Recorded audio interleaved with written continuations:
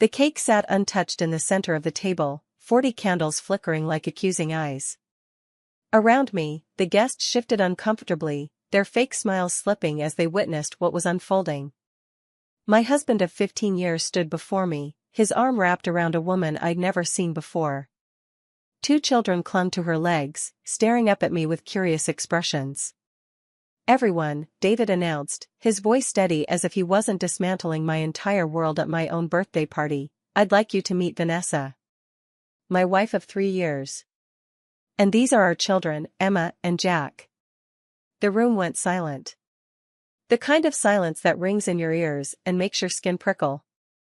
I looked at the faces around me, friends, colleagues, neighbors, all witnessing my humiliation. Some knew, I could tell from their averted gazes. Others looked as shocked as I felt.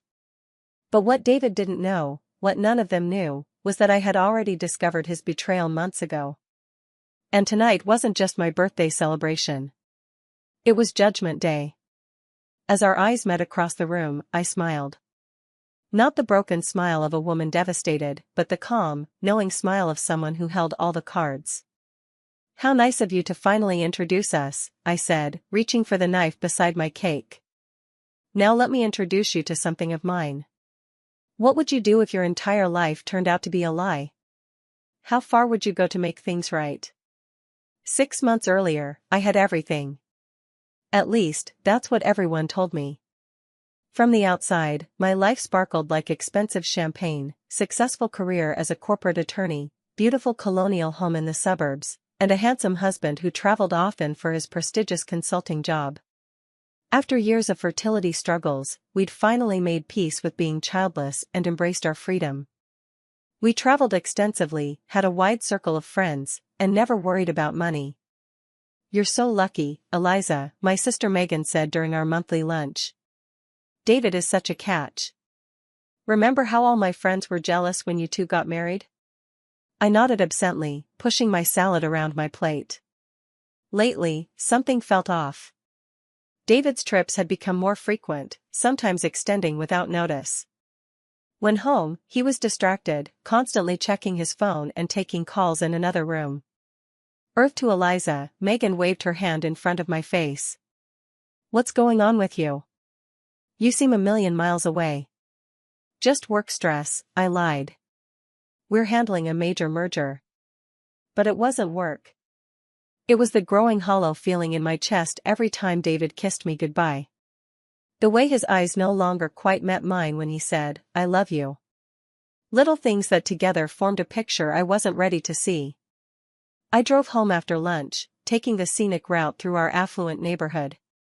The houses stood proud and perfect, hiding whatever secrets lay within their elegant walls. Just like my marriage. When I pulled into our driveway, I noticed David's car was home, strange, since he'd told me he had meetings all day. I entered quietly, hearing his voice from his home office. "I miss you too, sweetheart," he was saying. "Yes, I know. I'll figure it out soon. Kiss the kids for me."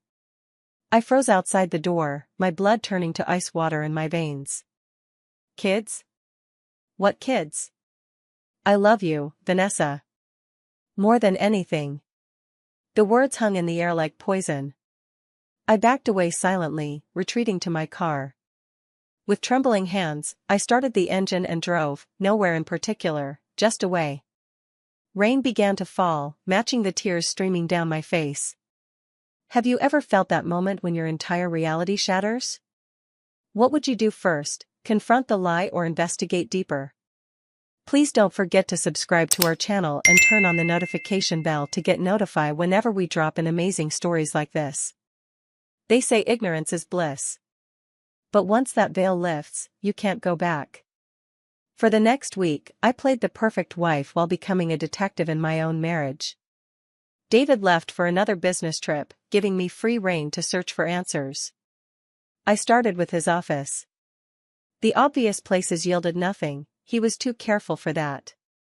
But in the back of his filing cabinet, behind tax documents from years ago, I found a folder labeled Property Records, Chicago. We didn't own property in Chicago. Inside was a deed for a house purchased 3 years ago in David's name and someone named Vanessa Collins. Along with mortgage statements, utility bills, and school registration forms for Emma and Jack Collins Harrington. My husband had another family. Another life. Another wife. I sat on our bedroom floor surrounded by evidence of his betrayal, feeling strangely calm. The tears had stopped, replaced by something colder and more focused. That night, I called my oldest friend, Rachel. "I need a good private investigator," I said without preamble when she answered. "Eliza? What's wrong?" "Everything," I replied. "And I'm going to need your help." 3 days later, I sat across from Thomas Chen, a retired detective turned PI, in a coffee shop 2 towns over. "Mrs. Harrington, are you sure you want to do this?" he asked after I'd explained the situation. "Sometimes the truth is worse than not knowing." I looked him straight in the eyes. "The truth is already worse than anything I imagined. Now I need proof." Over the next month, Thomas sent me regular updates. Photos of David with his other family in a charming Chicago suburb. Copies of their marriage certificate, dated just 2 years after ours, making him a bigamist. School records for the children. Bank statements showing how he diverted nearly half his income to support them. Most damning was the life insurance policy naming Vanessa as the sole beneficiary, a policy worth $2 million.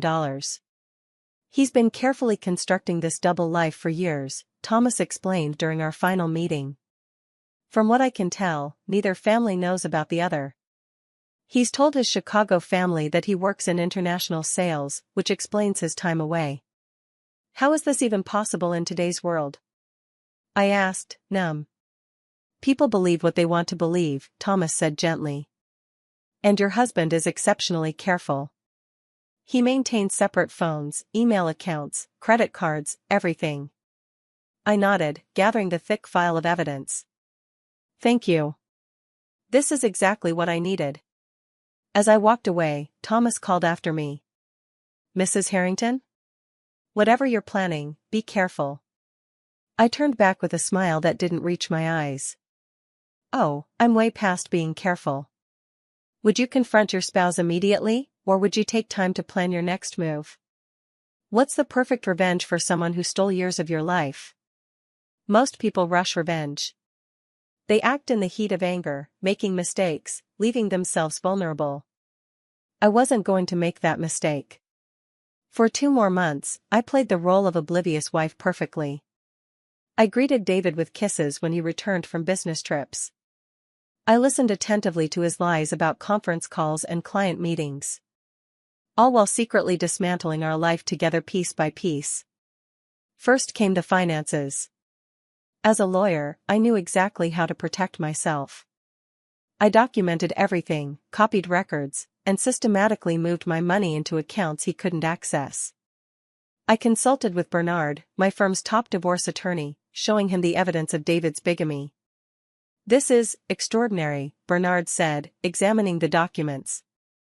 "In all my years of practice, I've rarely seen a case this clear-cut. He's committed multiple felonies here." "I don't just want a divorce," I explained. "I want him to lose everything." Bernard removed his glasses, studying me closely. "Eliza, I understand you're hurt. But revenge rarely brings the satisfaction people think it will." "This isn't about satisfaction," I replied. "It's about justice." Next came my support network. I carefully selected who to tell: my sister Megan, Rachel, and my colleague Julia. People I trusted completely who could help with what I was planning. "I can't believe he did this," Megan fumed when I showed her the evidence. "My own brother-in-law. Living a whole separate life for years. What are you going to do?" Rachel asked. I outlined my plan, watching their expressions shift from shock to grudging admiration. "It's elaborate," Julia said finally. "And definitely risky. Do you think it will work?" I asked. They exchanged glances before Megan spoke. "If anyone can pull this off, it's you." The final piece fell into place when David mentioned my upcoming 40th birthday. We should have a party, he suggested one evening. Something special to mark the occasion. I looked up from my book, heart racing despite my calm exterior. That sounds wonderful. Why don't you plan it? Invite all our friends. Make it a surprise. He seemed pleased by my enthusiasm, not noticing the cold calculation behind my smile. Any special requests? He asked. Just one, I replied. I want it to be memorable. Something no one will ever forget. How far would you go to expose someone who betrayed you? Would you want a private reckoning or a public humiliation? I needed to know my enemy. 3 weeks before my birthday, I took a personal day and drove to Chicago. I'd memorized Vanessa's schedule from Thomas's surveillance. Thursday afternoon she volunteered at the children's school library while a neighbor watched her kids. I found her exactly where I expected, shelving books in the elementary school's cheerful library. She was pretty in an understated way, chestnut hair pulled back in a ponytail, simple clothes, minimal makeup. Younger than me by maybe 8 years. I approached her directly. Excuse me, are you Vanessa? She looked up with a friendly smile. Yes, can I help you find something? Actually, I'm doing some research on dual-career families for a magazine article, I lied smoothly. One of the teachers mentioned you might be willing to talk about balancing family life with your husband's travel schedule. Her face lit up. Oh. Sure, I'd be happy to help, though I'm not sure how interesting my life is. We settled at a small table in the corner, and I turned on my phone's voice recorder with a casual movement. So tell me about your family, I prompted. Well, there's me, my husband David, and our 2 children, Emma and Jack, she began, showing me photos on her phone. David works in international sales, so he's away a lot. It can be hard on the kids, but we make it work. How did you 2 meet? I asked, maintaining my professional smile while my stomach churned. At a conference in Boston 4 years ago, she said, blushing slightly. It was so romantic. He was giving a presentation, and we just connected instantly. He was going through a divorce at the time. I nodded encouragingly, fighting to keep my expression neutral. Divorce. Of course that's what he'd told her. We got married pretty quickly, some people thought too quickly, she continued. But when you know, right? Absolutely, I agreed. And he travels, how often? About 2 weeks every month, she sighed. It's tough, but he's building something important for our future. He's actually talking about cutting back soon so he can be home more. As she spoke, I studied her. There was no guile in her eyes, no hint that she knew she was part of a devastating deception. She was another victim, loving the same lying man I had once loved. I ended the interview after 30 minutes, thanking her for her time. This was nice, she said. Most days I just talk to the kids. Adult conversation is a treat. As I walked away, she called after me, I didn't catch which magazine you're writing for? Deception Monthly, I replied without turning around. That night, I sat in my hotel room listening to the recording, tears finally breaking through my carefully constructed walls. Not for David, I was long past mourning him. But for Vanessa and her children, whose world I was about to shatter. For a moment, I considered abandoning my plan. Walking away, starting fresh, letting them continue in blissful ignorance. Then I remembered the life insurance policy with her name on it. The years of lies. The future that had been stolen from me. No. They deserved to know the truth as much as I had. And David deserved everything that was coming to him. Would you warn the other woman before exposing everything? Or is her pain simply collateral damage in your pursuit of justice? My birthday fell on a Saturday that year. Perfect for what I had planned. David had embraced his role as party planner with surprising enthusiasm, confirming my suspicions that he saw this as an opportunity. Our large backyard would host about 50 guests, colleagues from my firm, neighbors, old college friends, and family members. I've invited a few business associates too, he mentioned casually over dinner one week before the event. People I think you'd enjoy meeting. I smiled. How thoughtful. Anyone I know? No, they're from my Chicago office. You'll like them, though. Chicago office. Of course. I nodded appreciatively, hiding my racing heart behind my wineglass. He was finally going to merge his worlds, but not in the way he planned. The day before the party, I met with my 3 confidants for the final review of our plan. Everything set on my end, Julia confirmed, showing me the formal-looking documents in her briefcase. Though not technically legal papers, they looked official enough for our purposes. Rachel handed me a small flash drive. The presentation is ready. I tested it on the outdoor projection system this morning while David was at the gym.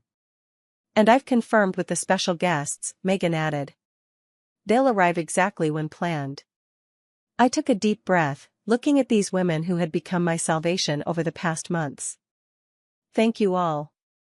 I couldn't do this without you. Are you nervous? Rachel asked gently. No, I realized with surprise. I'm ready for this to be over. That night, David and I slept in the same bed for the last time. He wrapped his arms around me, murmuring something about making my birthday special. I lay awake, listening to his steady breathing, remembering when that sound had been my comfort rather than a reminder of betrayal. 15 years of marriage. Years I couldn't get back. Morning arrived with perfect weather, clear skies, mild temperature, gentle breeze. As if even nature approved of what was to come. Happy birthday, beautiful, David said, bringing me breakfast in bed. Today is going to be amazing. It certainly will be, I agreed, accepting his kiss with a practiced smile. It certainly will be. What's the worst betrayal you can imagine? And what would be justice for such a crime? By 6 o'clock, our backyard was transformed. Strings of lights hung from trees, illuminating elegant tables draped in white linen. A small stage held a projection screen for what guests assumed would be a touching tribute to my 40 years. Servers circulated with champagne and hors d'oeuvres while soft music played. I'd chosen my outfit carefully, a crimson dress that hugged my figure, projecting confidence and strength rather than playing for sympathy. My hair was swept up, diamond earrings, a gift from David on our 10th anniversary, catching the light as I moved. Guests arrived steadily, offering birthday wishes and compliments on the beautiful setting. David played the role of devoted husband perfectly, his hand resting possessively on my lower back as we greeted everyone. You've outdone yourself, I told him, genuinely impressed by the party's elegance. He beamed with pride. Only the best for my wife. At 7:30, I noticed David checking his watch repeatedly, his eyes darting to the entrance. I knew exactly who he was waiting for. Expecting someone? I asked innocently. Just a few colleagues running late, he replied, kissing my cheek. Right on cue, Rachel appeared at my side. Eliza, there's a small issue with the catering that needs your attention. I excused myself, squeezing David's arm. Back in a minute, darling. Behind the catering tent, Megan waited with Julia.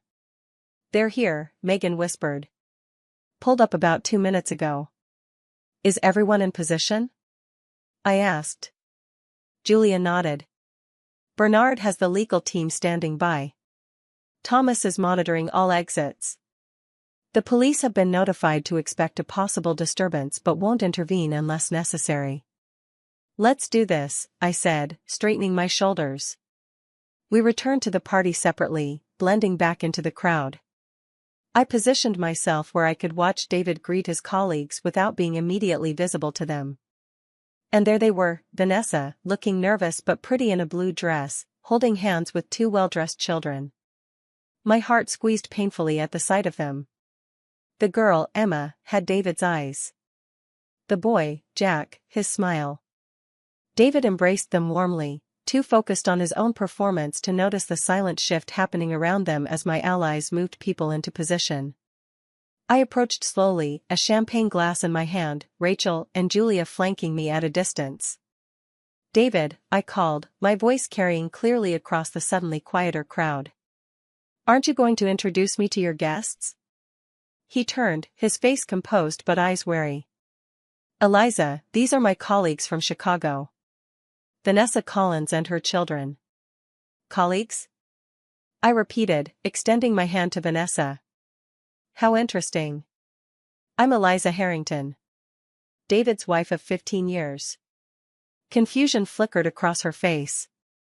Wife. But David's been divorced for years. Her voice trailed off as she looked between us. That's what he told you, isn't it? I said gently. Just like he told me he was childless and working in consulting.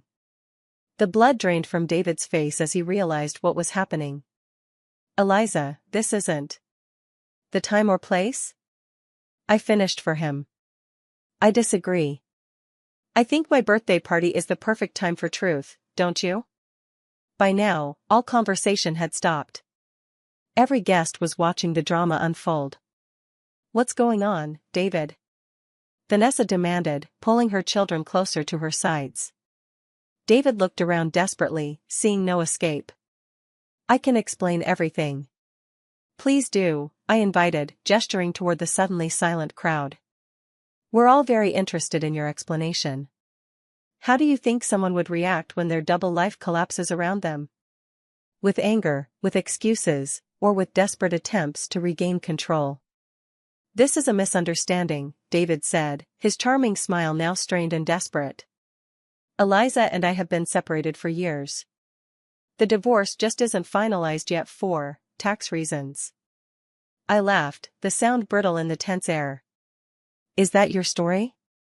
Interesting. Because I have our joint tax returns from last year right here.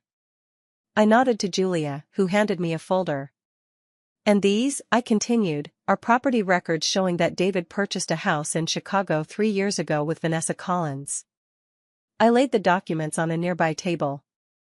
A house he bought while still very much married to me and living in this house. Vanessa stepped forward, her face pale. David told me his divorce was finalized 4 years ago. There never was a divorce filing, I informed her. Not even a separation. David and I have shared this house, this bed, this life continuously for 15 years. Murmurs swept through the crowd. David's face hardened as he realized his easy escape was impossible. Vanessa, take the kids and wait in the car, he ordered. This is some kind of sick joke. The only joke here is how long you thought you could maintain this charade, I said. Then, turning to Vanessa, I only learned about you 6 months ago. About your marriage, your children. Everything has been a lie. Vanessa stared at David, tears welling in her eyes. Is this true?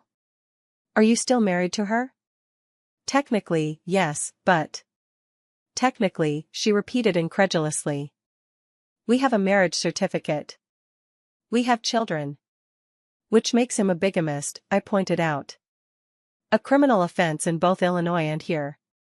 The children were growing upset, the girl clutching her mother's dress while the boy looked up at David with confusion. Dad?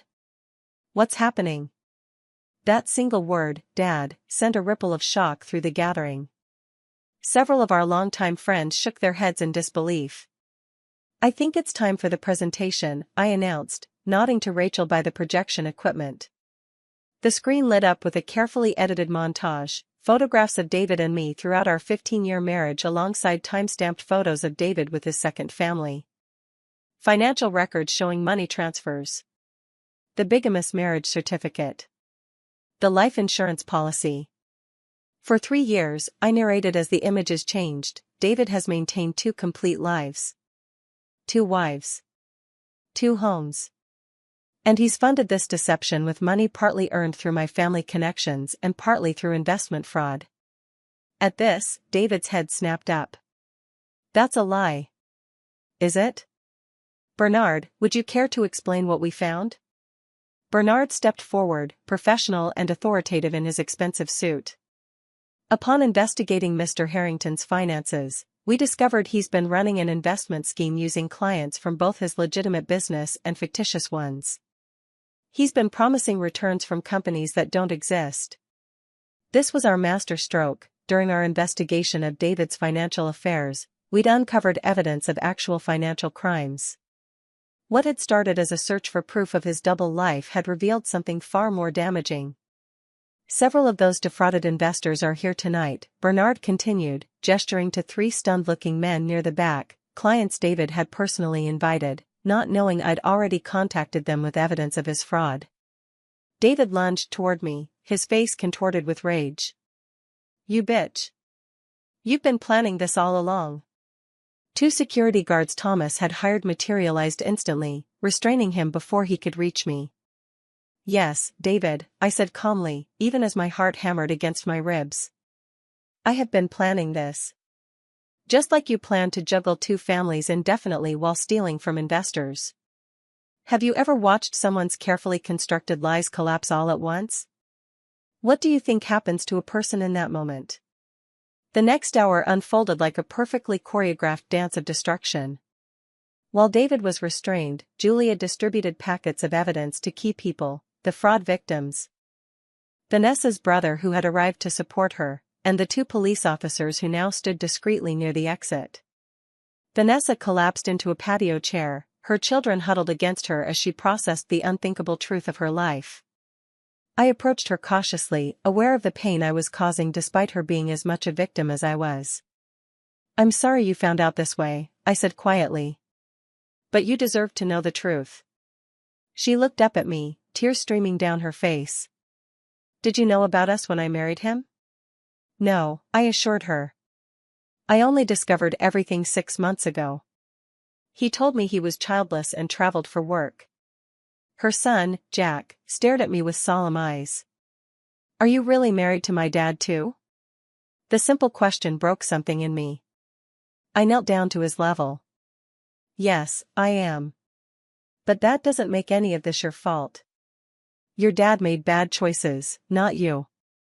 Meanwhile, David had shifted from rage to desperate negotiation, trying to convince the security guards and then the police officers that this was all an elaborate misunderstanding. You can't arrest me, he insisted as handcuffs were placed on his wrists. This is a domestic matter. Bigamy and investment fraud aren't domestic matters, replied one officer calmly. They're felonies. Most guests had the decency to leave quietly, though a few lingered at the perimeter, unable to tear themselves away from the spectacular implosion of what had appeared to be a perfect life. My sister Megan approached with a glass of water for Vanessa. There's a room prepared inside where you and the children can have some privacy, she offered. My sister thought you might need space to process everything. Vanessa looked at me in surprise. You prepared a room? For us? I knew this would be traumatic, I explained. Especially for the children. I didn't want them to witness everything. As Megan led them inside, Bernard pulled me aside. The police will want statements from both you and Mrs. Collins, the other Mrs. Harrington, legally speaking. They're taking David in now on the fraud charges, but the bigamy case will take statements to proceed. I nodded, watching as David was escorted to a waiting police car, his face ashen. Our eyes met as he was guided into the back seat. I expected to see hatred there, or perhaps a plea for mercy. Instead, I saw something else, a flicker of respect, perhaps even admiration for how thoroughly I'd orchestrated his downfall. He gave me a small, rueful nod before ducking into the car.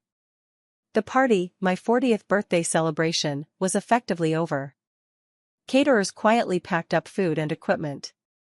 The lights that had seemed so festive now cast eerie shadows across the empty tables. Rachel found me sitting alone at what had been the head table, a full glass of champagne untouched before me. You did it, she said simply, taking the seat beside me. I did, I agreed, still watching the space where the police car had been. So why don't I feel better? She covered my hand with hers. Because revenge doesn't heal wounds. It just stops the bleeding. We sat in silence for a long moment before I finally raised my glass. To 40. And to starting over. Is revenge ever truly satisfying? Or does it simply create a different kind of emptiness? The days following my birthday became a blur of police statements, legal meetings, and press inquiries as David's double life became local news. His fraud scheme turned out to be more extensive than even I had suspected, with losses totaling nearly $3 million from over 24 victims. I avoided the media frenzy, retreating to a small rental property I'd secured months earlier in preparation. Megan stayed with me those first difficult nights when sleep proved elusive and doubt crept in during the dark hours. Did I do the right thing? I asked her one night as we shared a bottle of wine. Those children will grow up with their father in prison. Those children would have grown up with a liar and a thief as their father either way, Megan pointed out. At least now Vanessa can build an honest life for them. Speaking of Vanessa, she surprised me by reaching out a week after the party.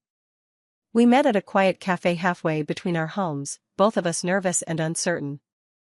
I needed to see you, she explained as we settled with our coffee. To understand everything. What do you want to know? I asked. When did you suspect? What gave him away? I told her about the phone call I'd overheard, the investigation that followed, how I'd discovered her and the children. I interviewed you, I admitted. At the school library. Her eyes widened. The magazine article. I knew you looked familiar. Then, unexpectedly, she laughed, a short, pained sound. God, we've been such fools. Not fools, I corrected. Victims. There's a difference. We talked for hours, comparing notes on the man we'd both loved. The same birthday gifts he'd given us both. The same romantic lines. Even some of the same friends, people who must have known about both families but said nothing. I keep asking myself how I didn't see it, Vanessa confessed. There were signs. Calls he wouldn't take around me. Weekends when he was unreachable. I just trusted him. So did I said softly. For 15 years. Before we parted, she took my hand. Thank you. Not for how you did it, but for making sure I knew the truth. Meanwhile, David's legal troubles mounted. Denied bail due to flight risk, he awaited trial from a county jail cell. His lawyer, a shark in an expensive suit, contacted me repeatedly about a potential deal. He'll plead guilty to the fraud charges if you don't pursue the bigamy case, Bernard relayed after one such conversation. He thinks it will reduce his sentence. What do you recommend? I asked. Bernard considered. The fraud charges are more serious in terms of sentencing. Adding bigamy won't significantly increase his prison time. Then why does he care so much? Image, Bernard explained. Fraud makes him a white-collar criminal. Bigamy makes him a tabloid headline. I thought about it overnight before making my decision. The next morning, I called Bernard. Tell his lawyer I'll agree on one condition, I said. David signs over his parental rights to the children. Vanessa gets full custody with no possibility of him contesting it later. Bernard sounded surprised. Are you sure? That's letting him off easy. It's not about him, I replied. It's about those kids. They deserve a clean break and a chance at a normal life.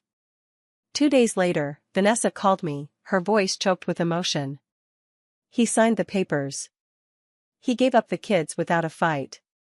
Something inside me hardened at this final evidence of David's character. Even his own children were merely chess pieces to him. What will you tell them as they grow up? I asked her. There was a long pause before she answered. The age-appropriate truth. That their father made bad choices that hurt people, including them. That he's paying for those choices. And that none of it was their fault.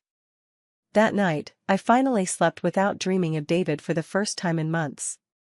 How do you rebuild your life after discovering it was built on lies? Where do you find trust again? My 41st birthday arrived without fanfare, exactly as I wanted it. No party, no spectacle, just dinner with my closest friends at my new condo downtown. The past year had transformed me in ways I was still discovering. After finalizing my divorce, surprisingly simple given the circumstances. I'd left the corporate law firm for a position with a nonprofit specializing in helping women rebuild their lives after trauma. The smaller salary meant downsizing from our suburban showplace to a modern condo with views of the city lights, a trade-off that felt like freedom rather than loss. To new beginnings, Rachel toasted, raising her glass as we finished dinner. And to true friends, I added, looking around at the small group who had stood by me through everything. After everyone left, I sat alone on my balcony watching the city below. My phone buzzed with a text message from an unknown number. "Happy birthday, Eliza. I underestimated you. My mistake. D." Somehow, he'd found a way to contact me from prison. I wasn't surprised, David had always been resourceful. I deleted the message without responding and blocked the number. He no longer had power over my thoughts or feelings. His sentencing hearing had come and gone, resulting in 12 years for the fraud convictions. I hadn't attended, having said my goodbyes to that chapter of my life. The next morning, I met Vanessa for our now regular monthly coffee. She and the children had moved back to her hometown in Michigan, where she was teaching elementary school and slowly rebuilding. Emma asked about him yesterday, she shared, stirring her latte. She wanted to know if bad people can become good again. "What did you tell her?" I asked. "That everyone makes choices every day. And that I believe people can change if they truly want to." She smiled sadly. "I don't know if David will ever change, but I want her to believe in redemption." I nodded, understanding her wisdom. "How are you doing?" "Really? Some days are harder than others," she admitted. "But we're okay. The kids are resilient. And I'm dating again, actually." "That's wonderful," I said, genuinely happy for her. "What about you? Anyone special?" I shook my head. "Not yet. I'm focusing on myself right now. Learning who I am without David defining me." We parted with a hug, something that would have seemed impossible a year ago. Two women connected by betrayal but refusing to be defined by it. That evening, I received a large envelope in the mail. Inside was a legal document. David had signed over his share of our investment portfolio, worth nearly $1 million. A note was attached. "For what it's worth, I'm sorry. Not just for getting caught, but for what I did. You deserved better. David." I stood in my kitchen, staring at his familiar handwriting. Was this genuine remorse or another manipulation? Did it even matter anymore?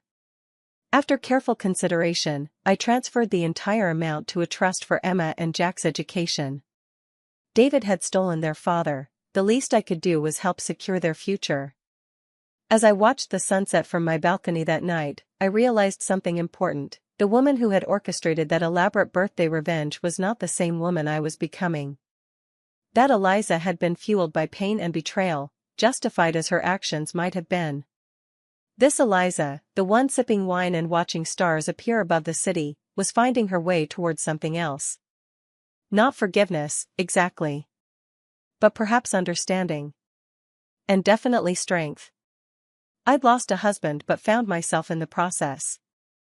And that, I realized, was the most profound revenge of all. As the years passed, the story of my birthday became something of a legend. Not the dramatic details of betrayal and exposure, but the way I had transformed my pain into purpose. My work with the nonprofit expanded. I began developing programs specifically designed to help women rebuilding their lives after massive personal betrayals, financial, emotional, marital. Each case was different, but the core remained the same: reclaiming your narrative. Vanessa and I remained connected, though not constantly. We'd text on birthdays, share occasional updates about our lives. Her children were thriving, Emma was becoming a talented musician, Jack showed promise in mathematics. They knew the basic truth about their father without being consumed by his mistakes. David served 8 years of his 12-year sentence before being released on parole.